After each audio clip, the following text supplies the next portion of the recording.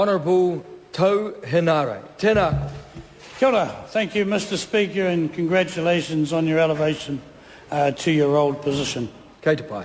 Mr Speaker, my advice to the Labour Party: sit down, get out of the way, shut up, and let us do our job.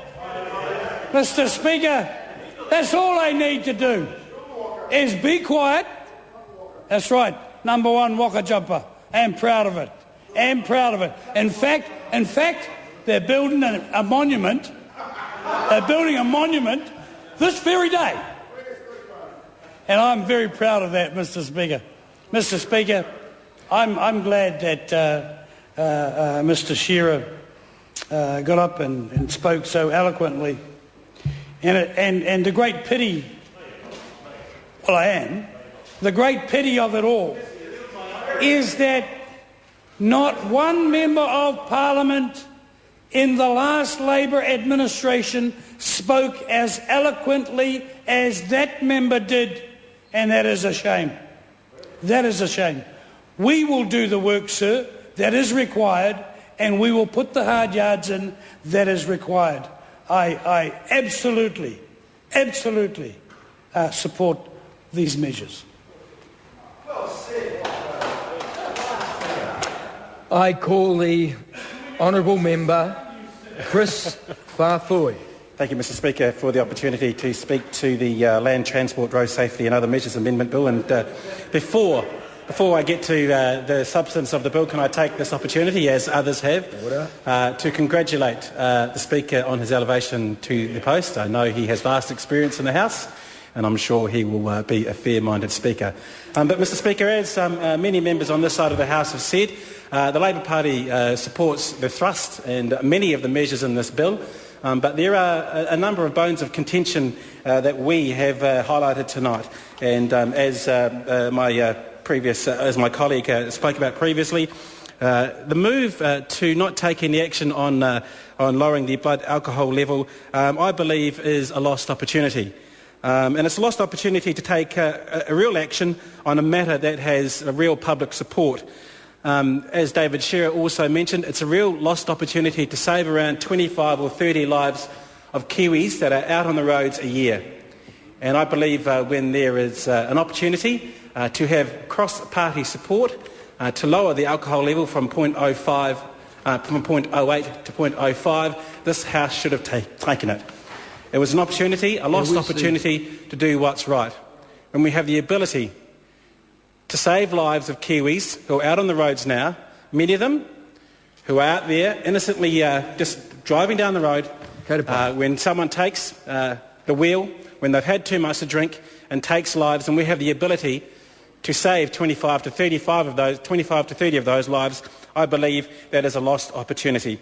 And the Minister had the opportunity to get cross-party support through a private member's bill that the Labour Party put up. And the Minister himself has already let the cat out of the bag, that he actually supports lowering the legal alcohol limit from 0.08 to 0.05. He supports lowering the blood alcohol limit because he said himself that it was just ridiculous that he could drink 3/4 of a bottle of wine and still be able to drive. So, Mr Speaker, the fact that the government didn't have and the Minister didn't have the courage of his convictions and what he knew was right to actually put in this bill some substantial change to the bill to lower the alcohol limit, I think, is a lost opportunity. Instead, what have we done? We have got a commitment to carry out 2 more years of research to see whether or not there is a massive effect of drivers who are found to have their blood alcohol limit between 0.8 and 0.5. We don't need any more research. We do not need any more research. Over the last 50 years, we have had 300 studies to find out the impact of drink driving around these levels. And they quite categorically say that lowering the alcohol limit is the thing to do to make sure we can save lives. And the lost opportunity, and the government knows it, that we could be right now taking concrete action against those who go out there, get behind the wheel and cause grief. And we know what Stephen Joyce wants to do because he knows the optics are right. A One News poll from TVNZ said 67% of Kiwis wanted to lower the alcohol rate. And public opinion is there, and he knows it. Let me just have a look at what the media's had to say about this. A UMR research found 70% of respondents supported lowering the alcohol limit to 50 milligrams was the right thing to do. That was from the Herald on 19th of May and last year. The Herald, no fan of the Labour Party at the moment, but still talking sense around lowering the alcohol limit. In the ODT on the 9th of April 2010, a Research New Zealand poll of 500 people has found 63% support lowering the alcohol blood limit from 80 milligrams of alcohol to 50 milligrams. Previous surveys have seen a 50-50 split. So there has been a mood change over years. And the mood change has been that Kiwis do want to see action on lowering the blood alcohol limit. The poll also found that 84% of people were in favour of a zero blood alcohol limit for drivers under 20. And even journalists in the Bay of Plenty took positive action just to test out to see what the real impact of drinking and driving was. So they took it upon themselves to have a few drinks and then to see where they tested, to see whether or not how they felt when they were at the limit. And on the 28th of August, in the Bay of Plenty Times, the front page article said that 4 Bay of Plenty journalists failed a breath test only after consuming 8 bottles of beer or 5 glasses of wine. One of the female reporters was rolling drunk on wine, and amazingly she still blew under the limit. Importantly, they all felt that they should not be driving despite registering below the legal limit. Journalists take it upon themselves to be guinea pigs, to test out where they were on the scale of whether or not they were okay to be behind the wheel or not. They were. One rolling drunk, the other 3 knew that they wouldn't be safe behind the wheel. And then just the last one I want to have a look at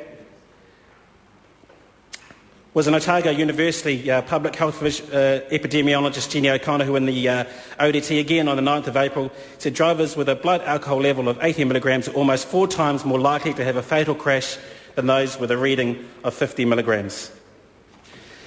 Mr Speaker, why aren't we taking this action? There is support on this side of the House to make sure that we can take the action, so the government would be absolutely and utterly have the mandate of this Parliament to make sure that we could take some real action. In an earlier stage of this debate, the Minister said there was a need for public support. But that's already out there, as I mentioned, in those earlier public opinion polls, 67% from my old colleagues at One News. And I think it's wrong that we're heading down the one-way street against the tide of public opinion, that people do want the blood alcohol level to be lowered. As I said before, 300 studies over the last 50 years. We don't need to wait another 2 years. And the members across the House can cry across at us, well, you did nothing over 9 years. Well, you guys are there now, you've got the Treasury benches. You do have the ability to lower it, but you're not doing what's needed. Sorry, the government is not doing what's needed. Order. Member can't bring the speaker. I apologise for that, Mr Speaker. The government is not doing what is needed and what is publicly supported in terms of lowering the blood alcohol limit. Now, at a select committee hearing, a number of submitters were urging the government to take that action.